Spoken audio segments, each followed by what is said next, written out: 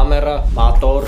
Հիշում ես պրոդյուսերին, որը փրկեց կինոն թղթի վրա մնալուց, իսկ հրապարակում ստեղծեց գժանոց։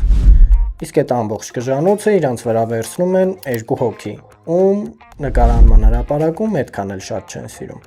Խոսքը բեմադրող ու երկրորդ ռեժիսորի մասին է։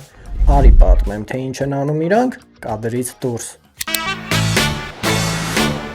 Առաջինը բեմադրող ռեժիսորն է։ Նա է անցկացնում քաստինգները, ընտրում դերասաններին ու որոշում, թե ինչպես պիտի վիզուալ աշխատի կադրը։ Նա ստեղծագործական ուղեղն է, ով մտածում է միայն արվեստի ու պատմության էմոցիայի մասին։ Բայց քանի որ բեմադրող ռեժիսորը կարող է ժամերով կորել իր արվեստի մեջ, նրա կողքին կանգնած է երկրորդ ռեժիսորը։ Նրան հաստատ միանգամից կճանաչես։ Լռություն հրապարակում։ Տիկնայք եւ պարոնայք ընդմիջում։ Հրապարակի իսկական բռնապետը, ով կոռում է բոլորի վրա, հսկում է գրաֆիկը, որ ոչ մի բան չտապալվի, ու հենց ինքն է, որ ստիպում է բոլորին նույն կադրը նկարել 50 անգամ։ Կամերա, մոտոր, նկարված է։ Բայց որքան էլ այս երկուսին չսիրեն,